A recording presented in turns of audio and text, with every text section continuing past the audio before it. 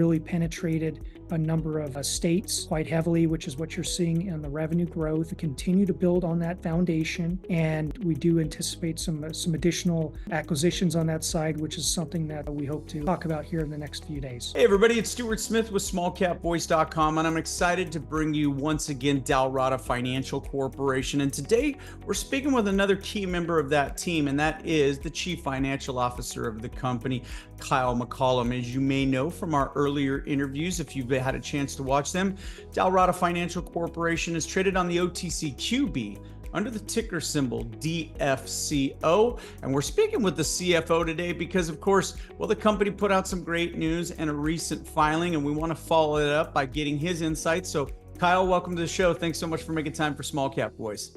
Yeah, it's Stuart. Pleased to be on, and appreciate you having me. Absolutely. Thanks for making time. So Kyle, as I pointed out there, the filing is out there. People can pick it up at sec.gov. They can go to OTC Markets, put in that ticker symbol DFCO. They'll find the complete filing. But you're the company CFO, and I got to imagine that you're pleased by a couple of things that jump off the page, or the pages, I should say, of your 10Q. The balance sheet improvements, specifically the decrease in the liabilities, those were big. Do you want to go over that and some of the drivers behind that for us? Yeah, of course. I know you've spoken to Brian in some prior interviews, and during this fiscal year, we focused on a few things. One, really focusing on our existing core products and services. Two, cutting costs, and three, cleaning up the balance sheet. I feel that this quarter was very important on all three of those elements.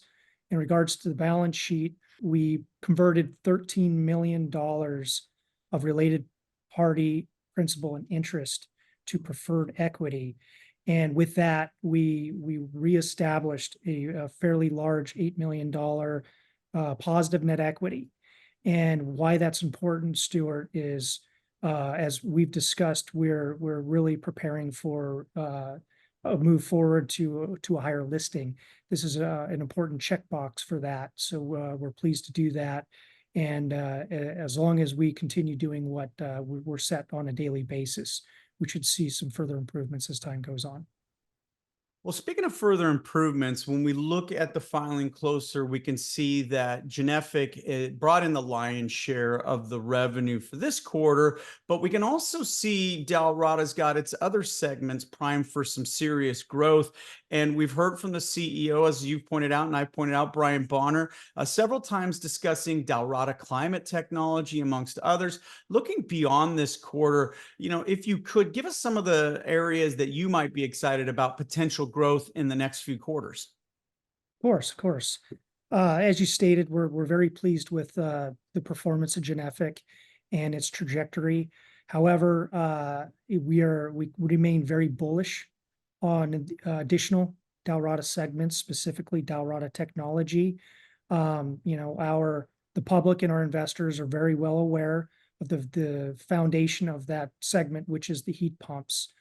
I think it's important to note that the commercial heat pump is something that we've developed. It's patent pending, leading edge, and most importantly, it takes time to commercialize.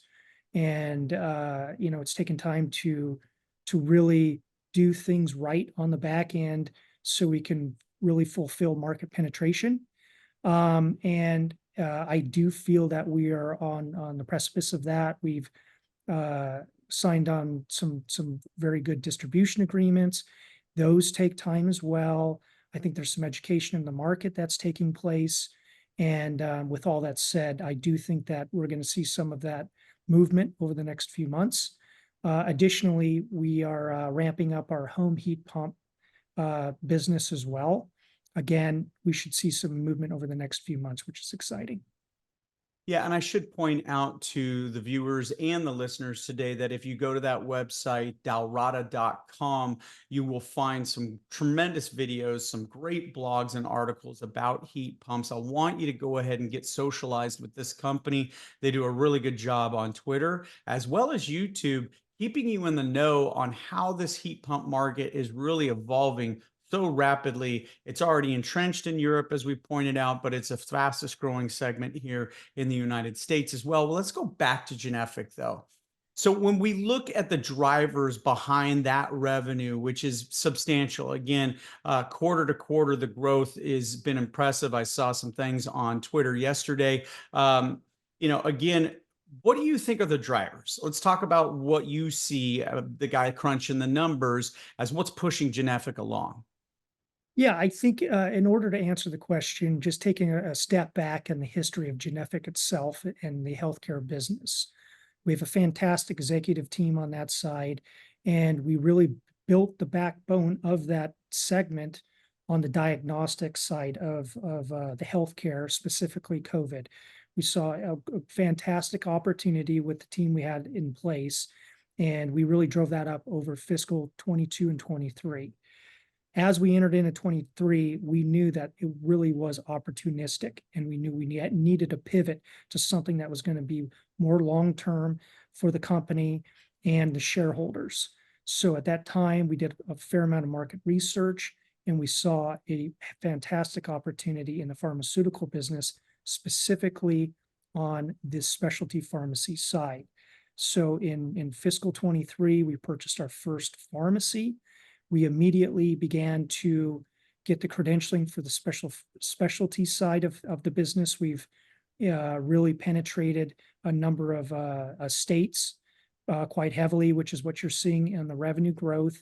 We continue to build on that foundation, and we do anticipate some additional acquisitions on that side, which is something that we hope to talk about here in the next few days.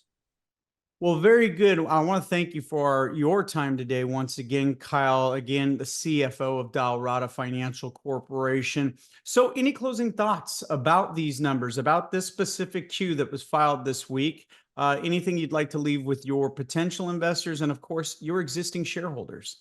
Yes, of course. Again, the revenue growth is always exciting. That's something that we strive for on a quarter to quarter basis, year to year basis. And of course, Genfic has been an important element to that. And we hope to see the same growth on the climate technology space as well as manufacturing. However, I do want to highlight, which I feel is very important for the quarter, which is the reduction in the operating loss, something that Brian and I have spoken about. We focused on with the cost cuts and really focusing on our cash positions.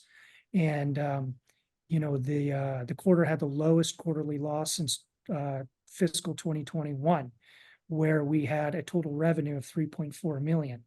This quarter had a revenue alone of 10.3. So, I think that is an important thing to note in regards to where we're headed. And if we keep our heads down and do our job, we are hoping to hit the profitability button and again get to the next level. Well, thanks again, Kyle. It was wonderful meeting with you and speaking with you. We look forward to touching base with you again in the near future as more great results for the company hit the bottom line. Thanks, Kyle. Appreciate it, Stuart. Thank you so much. All right, for Kyle McCollum, this is Stuart Smith saying thanks so much for tuning in. And once again, before you go, make sure you hit the subscribe button, the like button. And if you have any questions for Kyle or Brian, leave them in the comments section. We'll be sure to get to them in our next interview. Thanks for tuning in.